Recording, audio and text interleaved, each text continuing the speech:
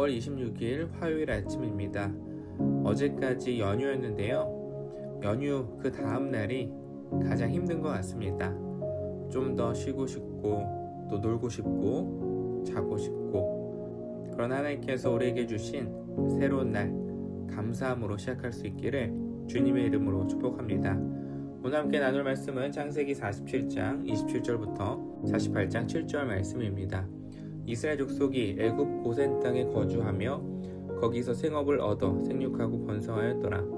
야곱이 애굽 땅에 17년을 거주하였으니 그의 나이가 147세라. 이스라엘이 죽을 날이 가까움에 그의 아들 요셉을 불러 그에게 이르되, 이제 내가 내게 은혜를 입었거든 청하노니 내 손을 내 허벅지 아래에 넣고 인애와 성실함으로 내게 행하여 애굽에 나를 장사하지 아니하도록 하라.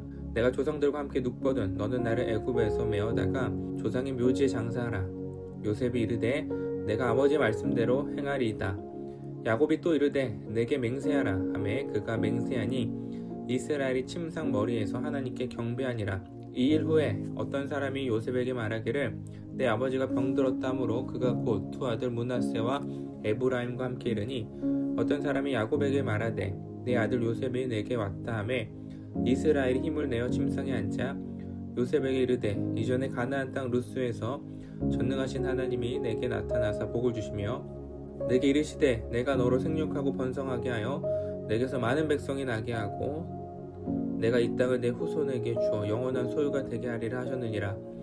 내가 애굽으로 와서 내게 이르기 전에 애굽에서 내가 낳은 두 아들 에브라임과 므낫세는 내 것이라. 르우벤과 시므온처럼 내 것이 될 것이요 이들 후에 내 소생은 내 것이 될 것이며 그들의 유산은 그들의 형의 이름으로 함께 받으리라.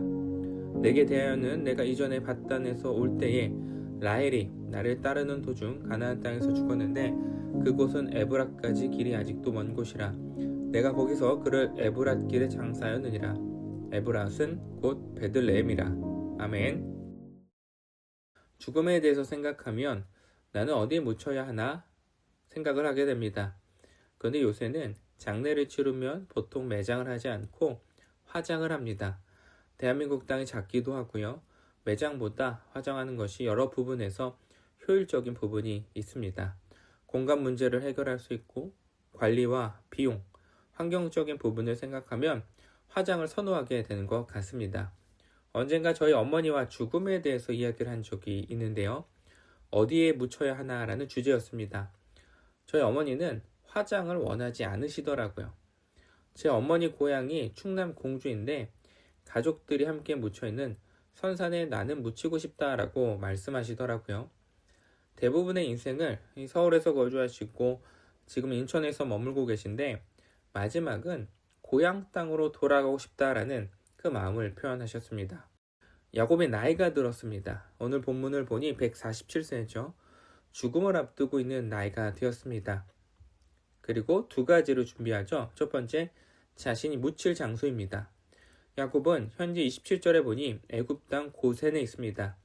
흉년의 시기, 요셉의 도움과 부름에 의해서 새로운 곳에 정착하여 살아간 지 17년의 시간이 지났습니다. 그런데 그의 마음에 마지막을 준비하며 묻히기 원하는 곳은 애굽 땅이 아닙니다. 47장 30절에 보면 야곱은 어디로 돌아가고 싶을까요?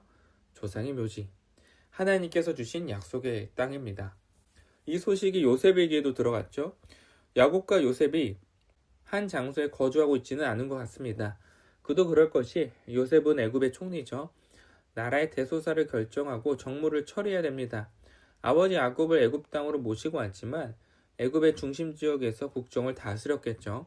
근데 아버지 소식을 듣게 됩니다. 아버지 상태가 어떠하신지, 마지막에 무엇을 원하시는지 그런 이야기들을 들었겠죠.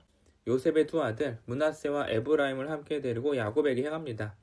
불안함과 염려의 마음으로 야곱에게 향했을 거예요.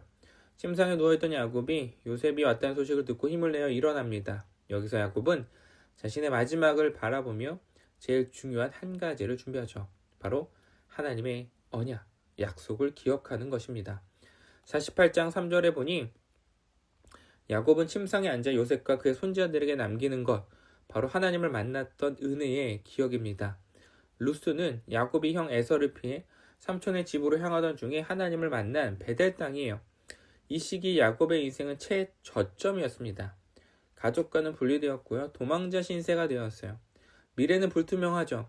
근데 야곱은 베델 땅에서 꿈을 꾸었습니다. 사닥다리가 땅과 하늘에 닿았고 하나님의 사자들이 오르락 내리락 하는 꿈이었어요. 이 꿈을 통해 하나님은 무엇을 약속하십니까? 내가 누워있는 땅을 내가 너와 내 자손에게 주겠다. 너와 함께하겠다. 그리고 야곱은 하나님께 무엇을 서원할까요?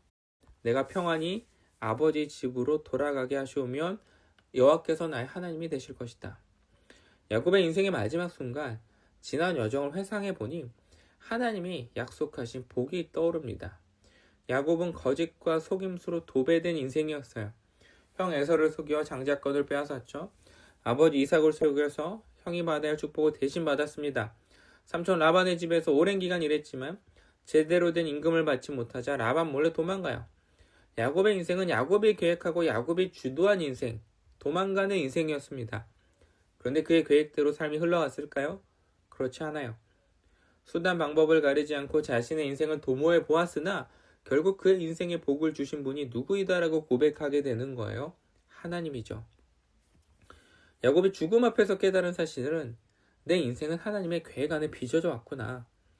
야곱이 자녀들에게 남기고 싶은 것은 유산이 아니에요. 재산이 아닙니다. 하나님의 약속, 하나님의 계획이죠.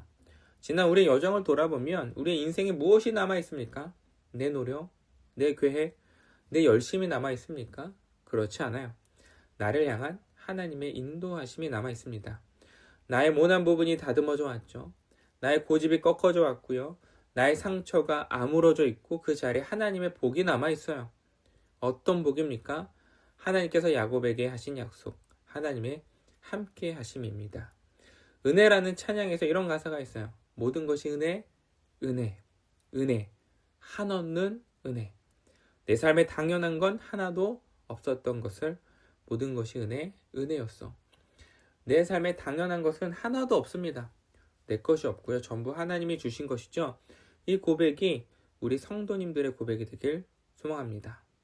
우리 교회를 또한 생각하면 우리가 머문 장소, 공간이 아니라 빛소금과 함께 하신 하나님의 복, 하나님의 계획이 남기를 소망합니다. 그리고 성도님들의 삶을 생각하면 성도님들이 세상 사람들과 비교해서 얼마나 많이 가졌냐가 아니라 하나님이 함께 하셨다는 그 흔적이 우리의 삶에 남겨지기를 축복합니다. 기도하겠습니다. 하나님 감사합니다. 오늘 야곱의 인생을 돌아보며 그의 마지막 순간 고백하는 것은 바로 모든 것이 은혜였습니다. 하나님, 우리의 삶에 내 노력과 내 힘이 남는 것이 아니라 내가 성취한 것이 남는 것이 아니라 지금까지 나를 인도하신 하나님의 은혜가 남는 것임을 고백하게 하여 주시옵소서. 그리고 우리 모든 빛소금 성도님들의 고백 또한 하나님이 내 인생에 남아 있습니다. 그리고 내가 남겨야 될 것, 우리 다음 세대들에게 전수해 주어야 될 것은 바로 이 하나님의 복의 약속이고 함께 하심임을 고백할 수 있는 우리 성도님들이 되게 하여 주시옵소서. 오늘도 우리와 함께 하시는 우리 구주 예수 그리스도의 이름으로 기도드렸습니다. 아멘.